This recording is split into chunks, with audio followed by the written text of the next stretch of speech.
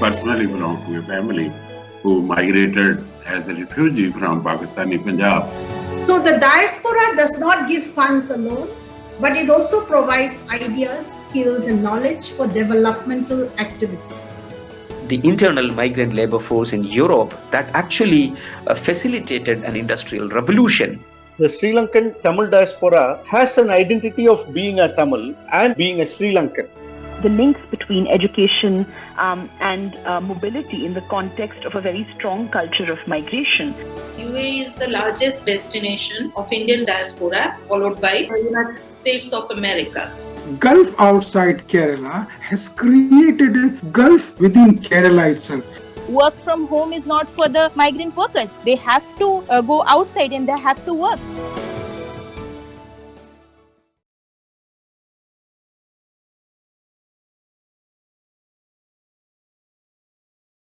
Thank you.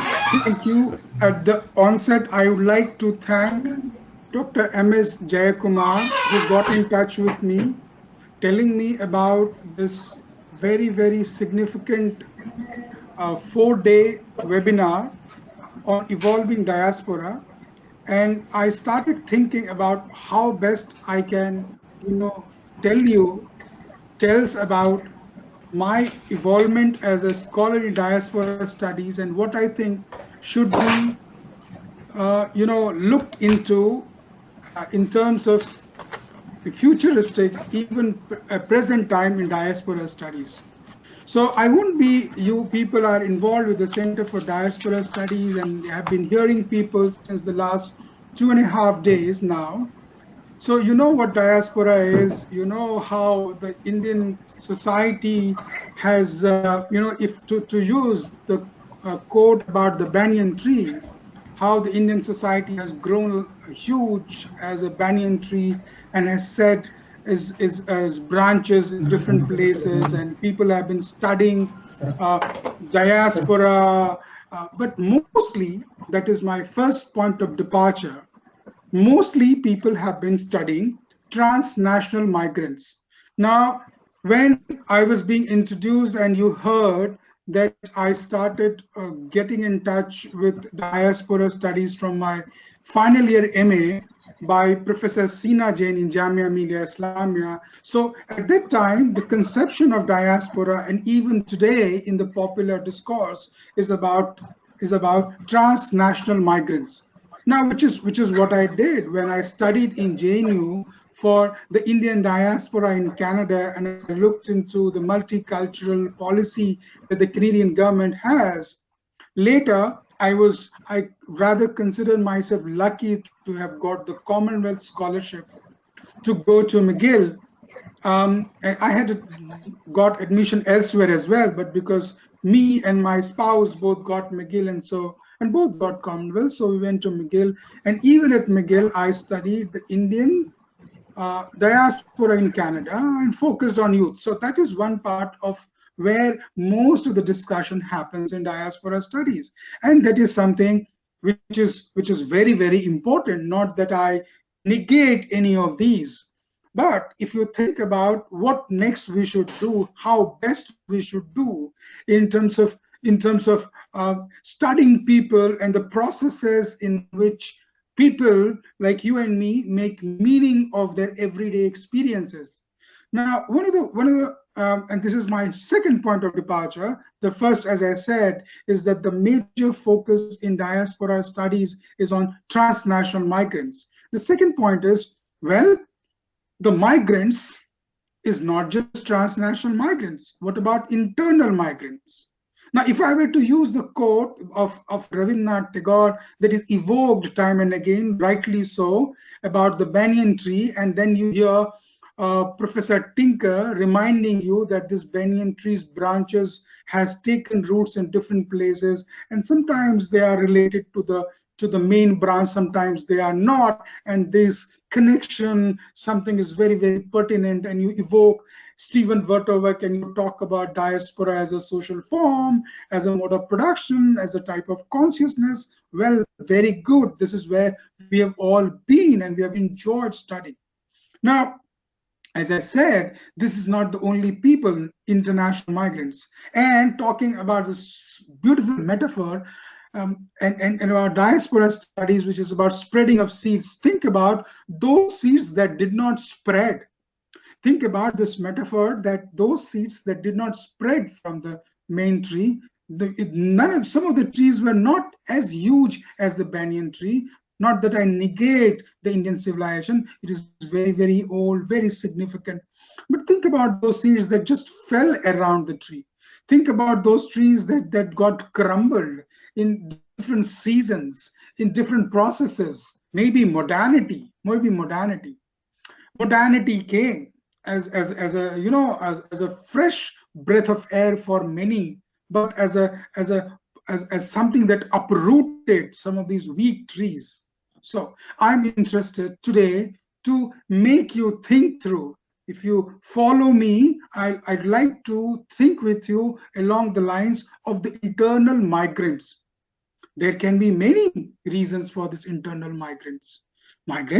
Many internal migrants. The COVID-19 situation has made us look at the migrants in so many ways. We have heard stories about them. We have cried about the problems in the policy. We have tried to join social workers and try to reach out to people. In from a different standpoint, from a different ontology, we have tried to look at. So if we're just to analyze quickly in about 5-7 minutes, what are the reasons? One of the reasons will be in uneven regional development. So I'm today in Bihar for several years, and I'm from here. So you see uneven development of Bihar, and people move out of Bihar. Uneven development of Kerala compared to the Gulf, and people go out from Kerala to the Gulf. There are a lot of people from Bihar and Orissa going to Kerala. So you have step migrants from here to there. So we have a lot of studies on people going from Kerala to the Gulf, although I must remind you using a very nice line by Chinmay Thumbe, who is a professor in IIM Ahmedabad. He's an assistant professor, like many of us in the beginning of our career or waiting to get promoted. So, but Chinmay Thumbe in his book, India Moving, has done a very good, justification. And he says that Gulf outside Kerala has created a Gulf within society, within Kerala itself. So you have people who have been to the Gulf and they send in money. You have conspicuous consumption, but there are people who didn't go for some reason. Or there are people from different ports like Bihar and Orissa going to Kerala. And you see the kind of situation. We are interested in those going from Kerala to the Gulf, but how about those who are coming in and filling there? Orissa, Bihar, from other places? So I'm interested today, as I told you, to make you think around some of these internal migrants. So think about Biharis in Kerala, Orias in Kerala, or Tamilians in Mumbai, or Tamilians in Delhi. Uneven regional development. The second is marriage. And in fact, marriage is first. But because gender is overlooked, many a times should not be marriage, a lot of movement. I look at the census data, table D, many a times just to understand, and I feel very pathetic. Now, 2011 data is available, and we are going into 2021. And even 2011 data, some of the data is not available. And I just was trying to understand marriage and migration. You see, marriage is hardly studied as a diasporic phenomena. It's hardly studied. Although every woman and every man will know that women, whenever they go to the house of the spouse, they cannot forget their natal home. They cannot forget the natal home. But there are plenty of studies, marriage, family relations, kinship, but not from the perspective of how people relate, connect, although it is sometimes very obvious. And sociologists studies not just that it's obvious, but also the processes in which this very obvious can be brought, and the reasons for this can be understood. So marriage today, and I was thinking, agriculture, construction industries, As a reason I said agriculture, there are a lot of seasonal migrants because of agriculture. People moving from, district, rural areas to the district, rural areas to the provincial capital, Mumbai, Patna, people moving to, agriculture, construction work. I was hearing discussion on budget yesterday, and I was happy and sad. Happy that there has been investment. For infrastructural growth, but also thinking about how this will affect people from rural areas who go to work in construction sites, and how they will come back and where they will stay and how will they remember the natal places. So these are some of the reasons for migration, some of them very obvious, some of them not very obvious. And I'll repeat that I intend to bring to your focus in diaspora studies, not just international, transnational migrants, but also how about internal migrants. So pretty obvious migration, but let me take my third point of departure. To repeat the first two, the first was my emphasis on internal migrants. The second was, what are the various kinds of migrants, obvious, not so obvious. The third is, what happens when, when borders are created, think about partition. Think about muhajirs. I was trying to look at some papers about muhajirs in Pakistan from some of these universities in Lahore, and also people in other places, North America. Probably they write better, but some of the data that is brought in the papers in, say, in Lahore is more, but analysis probably, the scholar doesn't know how best to sell their, their effort. So think about muhajirs. Think about Nepalese in Northeast India. As soon as the border is decided, you have people this side of the border, that side of the border. You just you remember your home, and where is home. Now, in internal diaspora, I'll draw some parallels from outside. Hungarians in Europe. That is where the first time term started coming up. When I was in Canada, the whole discourse around multiculturalism, biculturalism, French and English, because the French would think themselves as to be internally colonized in Quebec, and there is a lot of connectivity and this whole social movement to maintain the identity, language, and both the parties, the British and the French, the English speaking more so precisely, and the French speaking there in Canada, they recognize it, and then they think through. So my point, directly and indirectly, is to make you think about internally colonized people. You'll hear a lot of stories, about the Kashmiri Pandits, more so in the recent past, because different discourses have different life trajectory of how they are projected, how much intensity and energy is put into it by different forces who wants to you can think about that, but you can also think about, say, the Nepalese. Not much has been talked about, and issues around borderland. So Northeast India is full of what I would call very interesting situations to study diaspora with a fresh perspective, with a fresh lens, and maybe one of the ways to do it is to think through. So as you might have got that, my intent is to make you think through some of these internally, and just to think about. It looks very fascinating to do diaspora studies and think about transnational, international migrants. But as we can draw from this discourse, this this sojourn of this academic turn, and we must think about internally displaced people. And these days, I'm trying to look at people moving from Bihar to different parts of India. And one of my PhD students, I put him to see, he's from Kerala, and see how the step migrants from places in North India, especially Bihar to Kerala, happens, and how do people remember home? People do remember home. And people come back home, they send so much remittances back home, and when nothing works, they come home like they did during COVID time.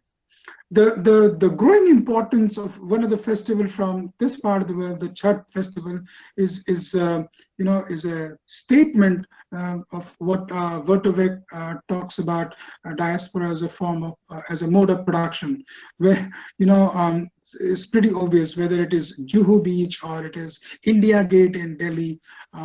People are out there to represent their identity, perform their identity, the religious identity in this case. It's not just about building temples by Hindus in United States, or a mosque in Toronto, or a Syrian Christian church in Toronto, but it's also inside, and this manifests in a big way.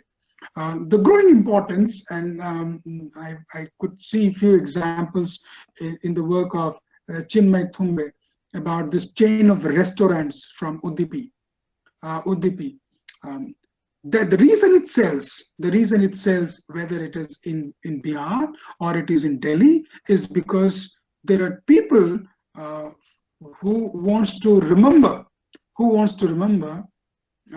certain style of cuisine from a particular geographical space. So who are these people? It's not the Biharis per se, who would rather go with their local food, litti and what is popular here. But the importance of Udupi restaurants is a point of not just the presence of people of different from different geographical locales intermixing, and that is the beauty. If about it's not just as a problem of internal diaspora. It's not just a problem. Then it's the strength of the Indian civilization.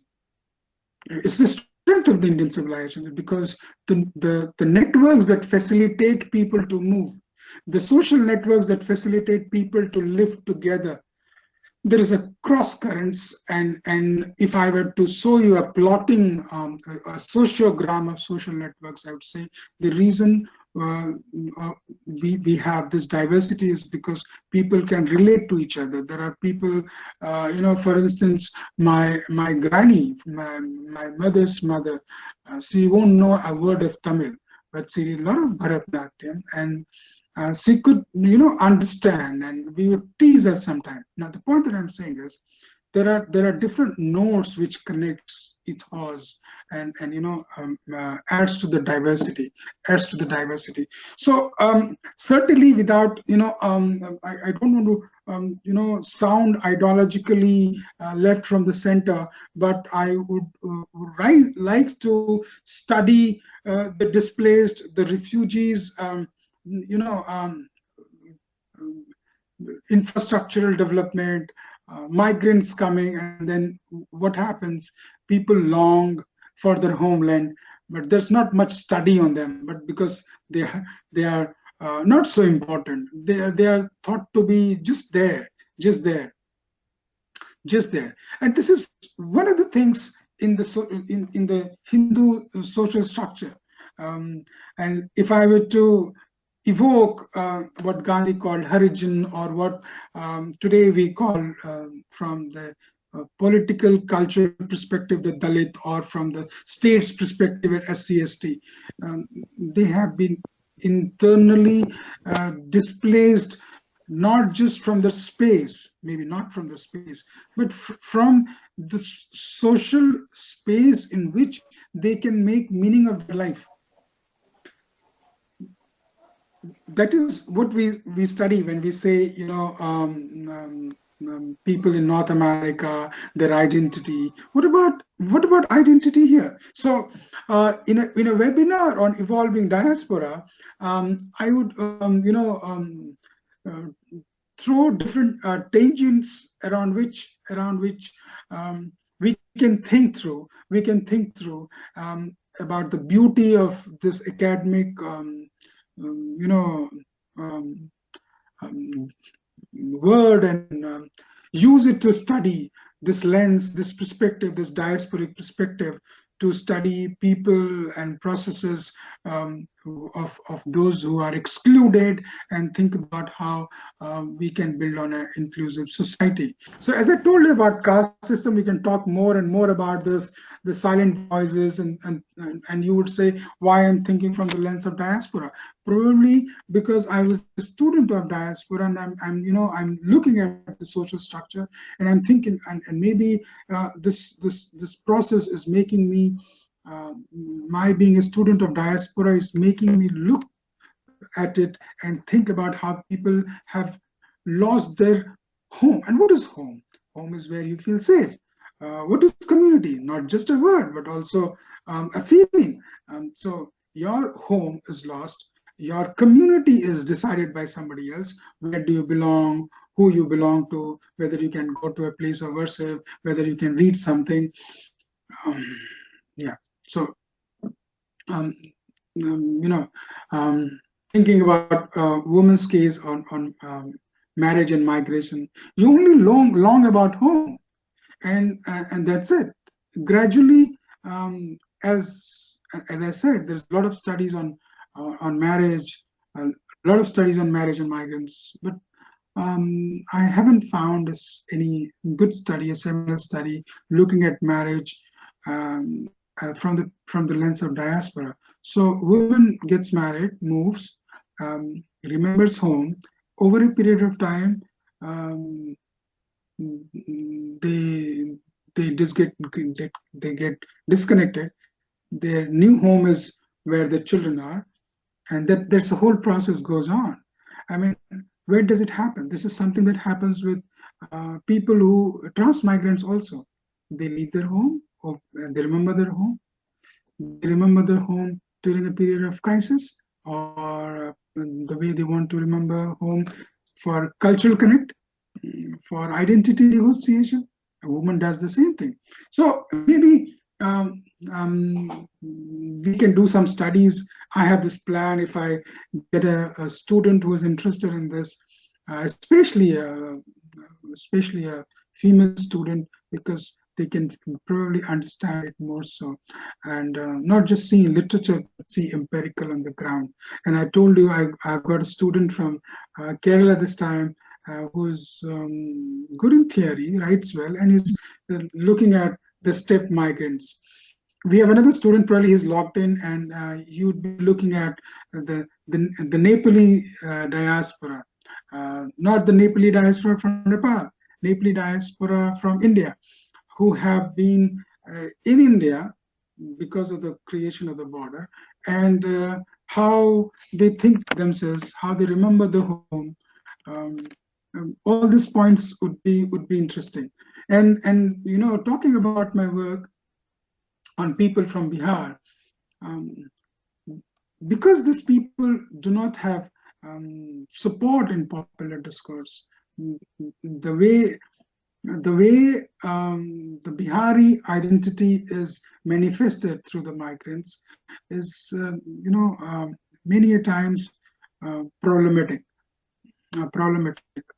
and their adjustment problems. We have tried to do studies from different standpoint. I'll tell you only one, about health, about their health status and health-seeking behavior. One of the studies was about how unskilled migrants go to different places, and their health condition deteriorates over a period of time.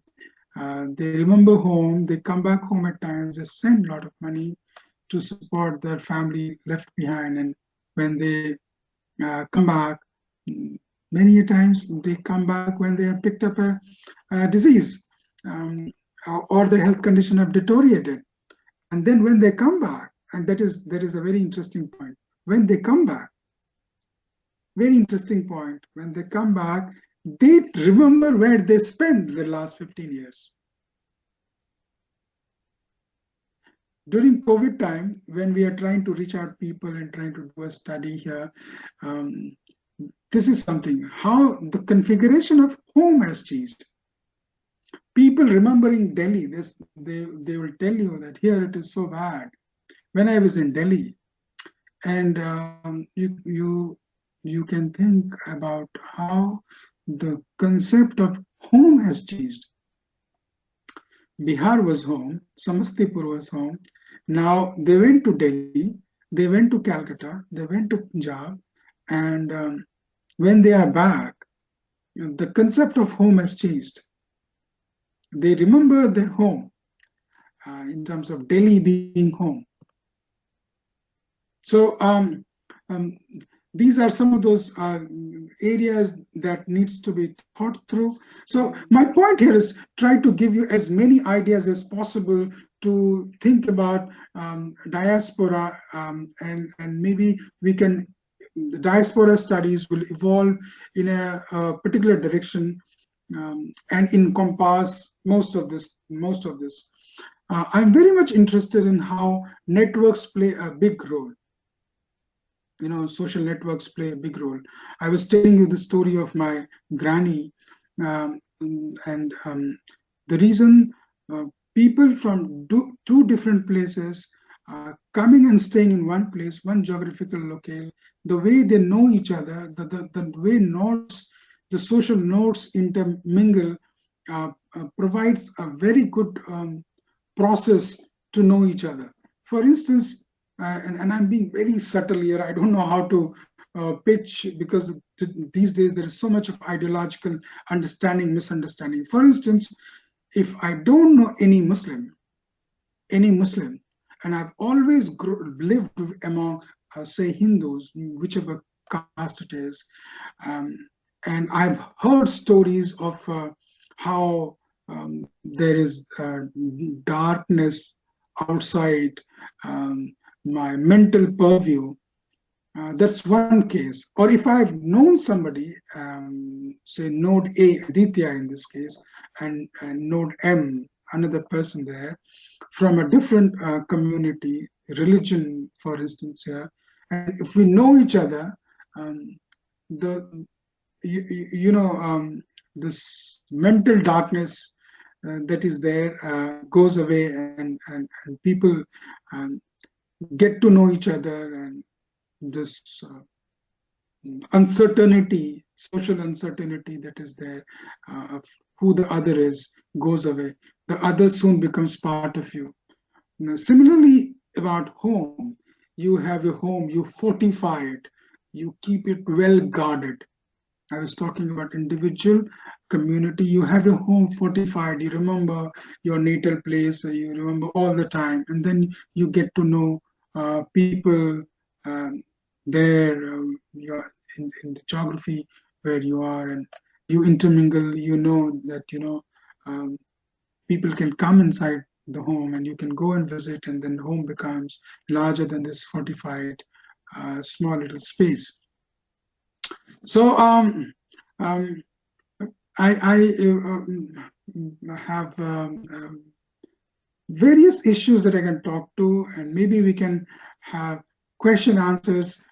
Each one of you can share something, and then I will probably know how to pitch in what kind of audience I have here.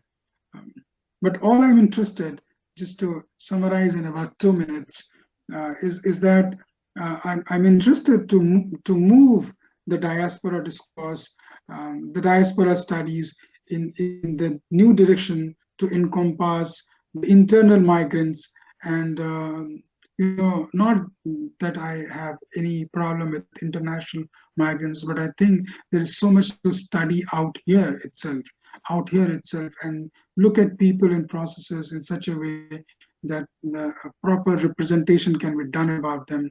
They can be studied. I'm talking about migrants, and sometimes you hear, very rightly so, that how to collect data on migrants at the source of origin, at the point of departure.